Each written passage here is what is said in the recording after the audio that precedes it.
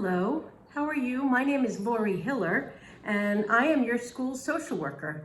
Normally in any other year, you would have met me in the school, helping your children, helping the teachers, talk about social emotional learning. But of course, since we're all remote this year, or at least my group is remote this year, I'm coming to you via video. This recording is going to be all about getting ready for kindergarten and all the fun things you can do this summer that actually automatically help your child get ready. So you should know that after the video, I will give you my email address. Any questions that you have, feel free to email me. And you will also get some paperwork that talks about exactly what I'm discussing right now. So this is going to be two parts. The first part is going to talk about what they expect in kindergarten. That's a little different. And the second will be what to do about those expectations. The good news is your child is really prepared already. So don't you worry. There's a lot that they learned this year, even if they went remotely, that'll help them when they start kindergarten. And some of the activities, of course, are the same. They just expect a little bit more. So for example, your child is expected to be able to sit in a circle and listen to the teacher. And whether they've been doing that on the computer or in the classroom, it's fine. But they're expected to sit a little longer. So, for example, if your child was sitting for 5 to 10 minutes, the kindergarten teacher might expect them to sit for 15. How do you prepare them for that? Terrific. Just add to the things you're doing. So, if you're reading a bedtime story and you read one book a night, eventually, during the summer, switch to 2. If you're already reading 2, switch to 3. If you're already playing a game or sitting around a table chatting, just make it a little bit longer and they will also learn to sit. Number 2, they're expected to follow directions. More than one. So for example, if you used to say to your child, please bring your shoes to me, that's great. But in kindergarten, it's going to be, please go to the closet, bring your shoes to me, put them on, and then put your backpack on the chair. Okay? That's 2 to 3 step directions. Again, you can practice that at home by adding a request. So if you said, please put the plates on the table, you can say to them, and the forks and spoons. Okay? So you understand where we're going here? We're just expecting a little bit more. They're expected to be able to take turns when they make a conversation. When our children are little and oh so cute, we try to show them that we're listening to them. But as they get older, they're expected to listen to others. So what am I asking you to do? I'm talking about taking turns, right? They speak and then you speak. You'd be amazed as parents how often we just, let them speak. So you're going to have to practice with them how a conversation works. They're going to talk, and then you're going to talk, and they're going to talk, and you're going to talk. And if you want to add fun to that, you could say, listen to what I say, I'm going to ask you later. Okay? So you can go back and forth. They're expected to take care of their things.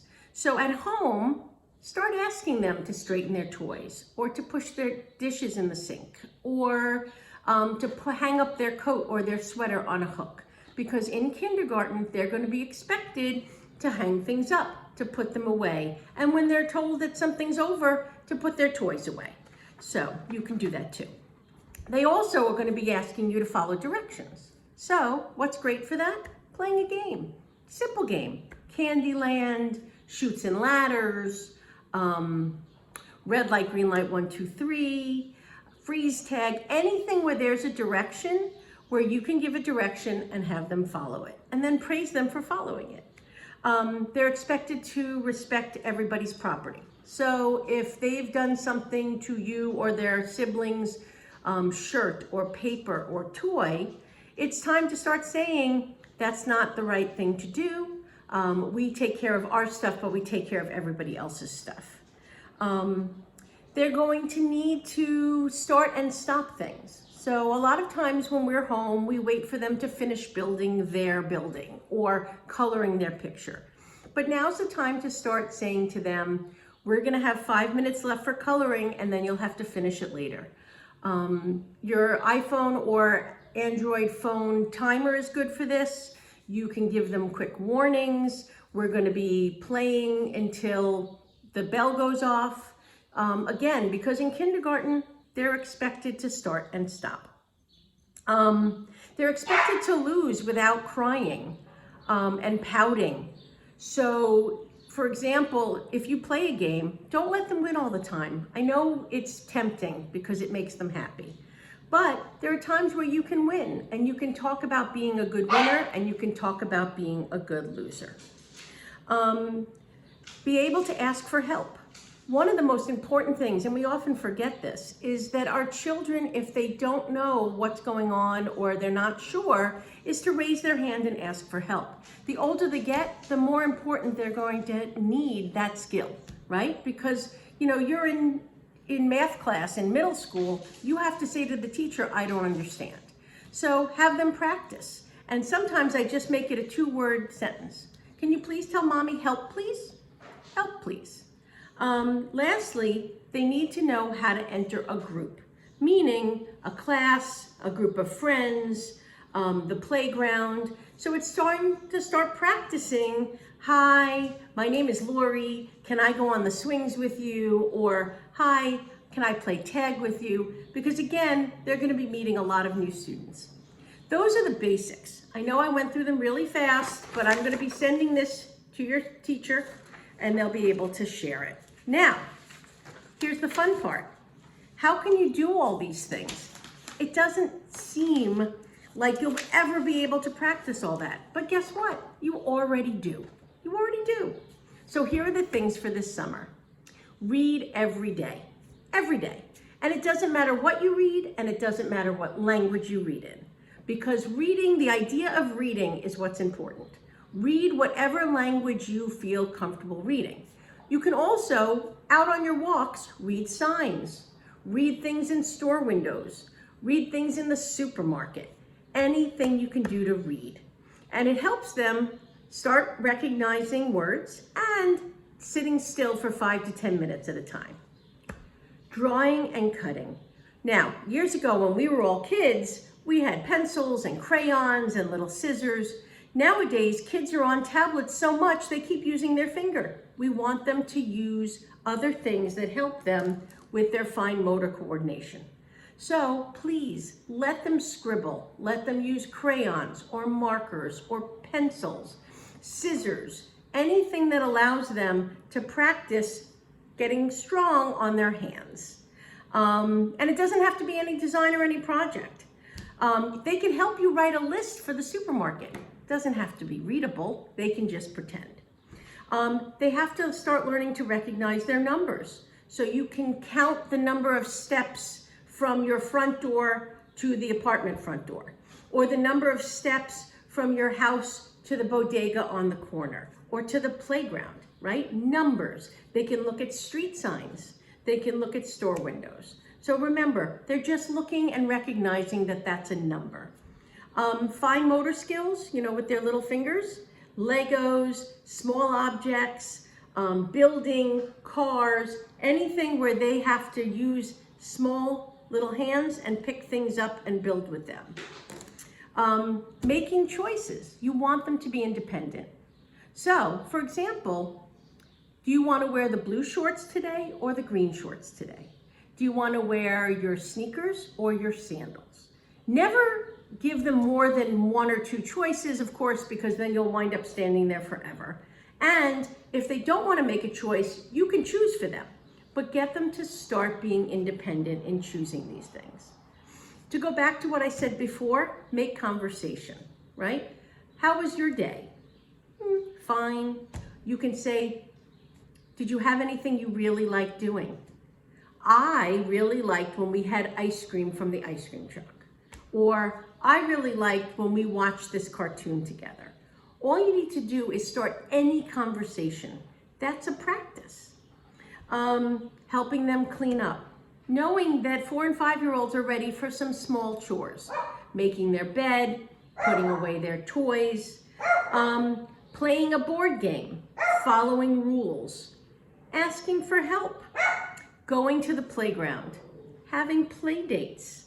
And lastly, when things are now starting to open up, visit museums and libraries so they can learn how to meet new people, be in new environments, learn new vocabulary.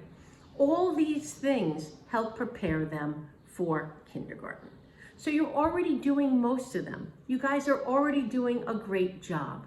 So what I'm telling you is keep practicing these skills. I'll make sure you have all the paperwork and your children will be ready. I have one last piece of advice. Going to kindergarten is exciting, and there are a lot of kids who will be excited. But there'll be plenty of kids who are worried or scared about it, and we need to acknowledge that. And one of the things I always notice is that grown-ups want kids to be excited about school and excited about kindergarten, but they don't want them to be upset about it. And therefore, they don't seem to allow that choice. So for example, if you are walking with your child and you go into the local bodega and you go grab a drink, the bodega owner might say, "Oh, Lori, you're going to kindergarten. That's so exciting." Well, after hearing that from the person in the laundromat or the person in the bodega, your child might be getting upset. I have a wonderful book I tend to read to kids called Double Dip Feelings. It's about how you can have more than one feeling at the same time. So your child might be scared or nervous, and that's okay. They can be excited and scared. They can be proud and nervous, all these things at the same time. But I want you not to fight the child on this.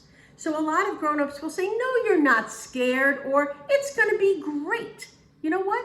If your child says to you, "I don't wanna go to kindergarten, I wanna stay in preschool," you can say to them, "I know that feeling. I know you love your preschool. You've been there for so long, but mommy or daddy will help you get used to your new school, and soon it'll be a great place to be." Don't negate what they're feeling. So if they're feeling upset, it's okay.